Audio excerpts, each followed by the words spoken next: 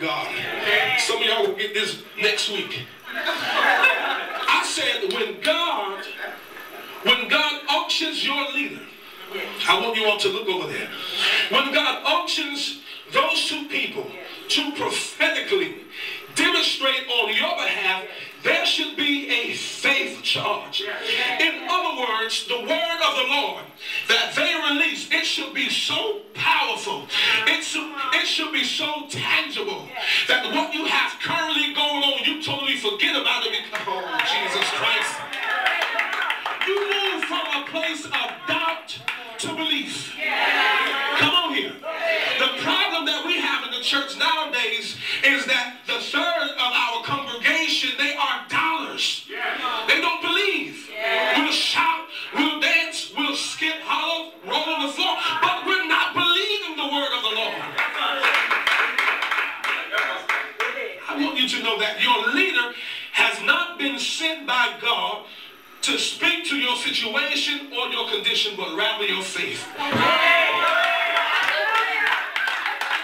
Oh, Jesus, I'm going to have church all by myself.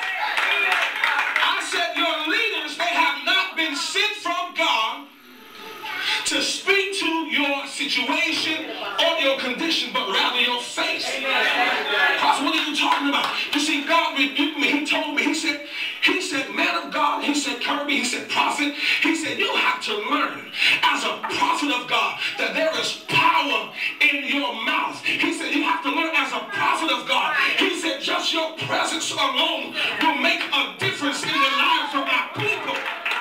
He said, but the problem that the prophets have made, he said, you guys are believing that the word of the Lord is in your mouth, oh my God, to speak to that person's situation. God said it is not. Let me tell you something. God has not released the prophets on the earth. And that's why the majority of the prophets, they are in between the prophetic, being led by God, and divination.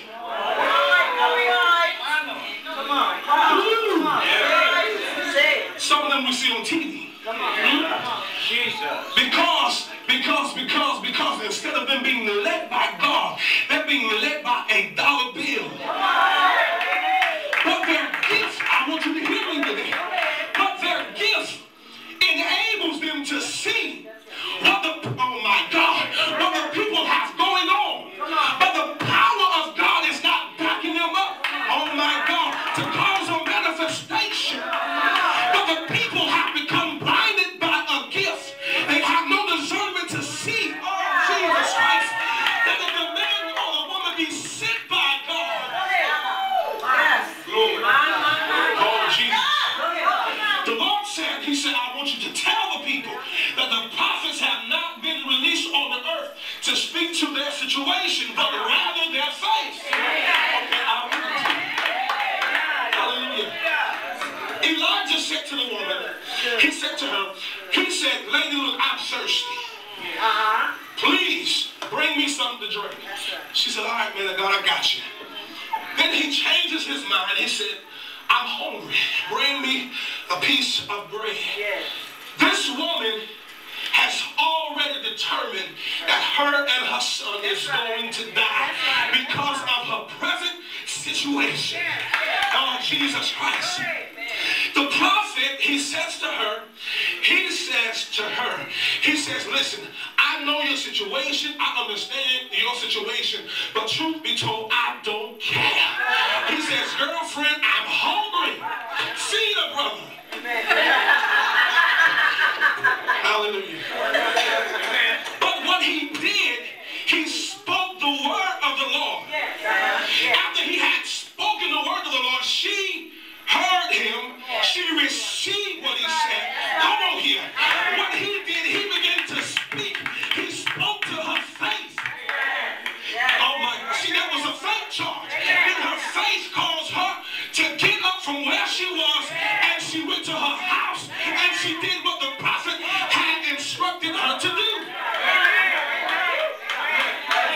Are you listening to me?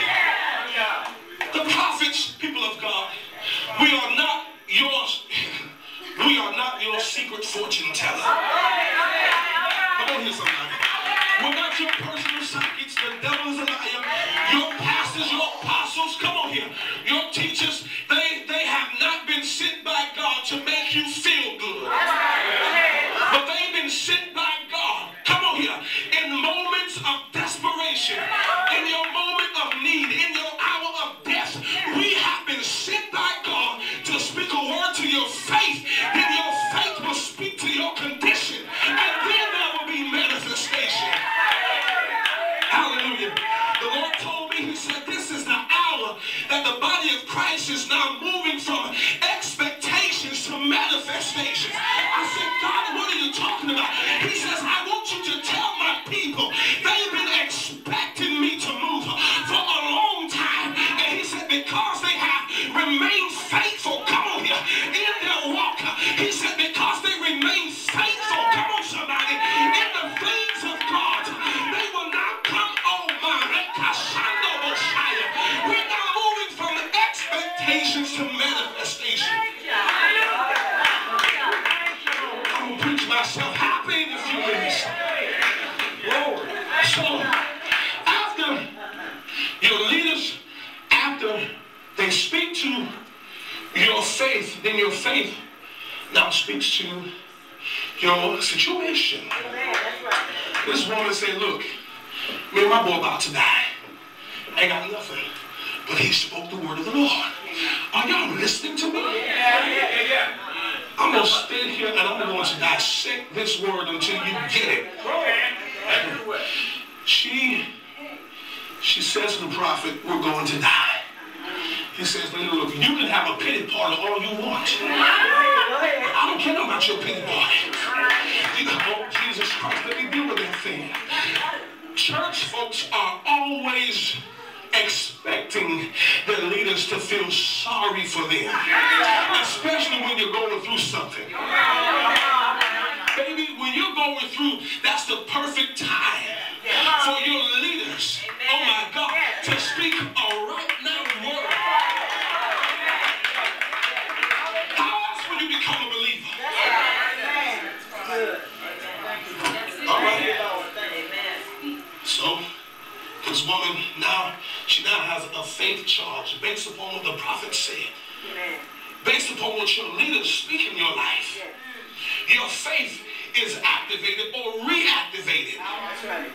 The woman, she gets up and she hurries home based upon what the prophet said. See, I told you, hearing, receiving, and what else? Believing. Yes, sir. Hallelujah. Yes, sir.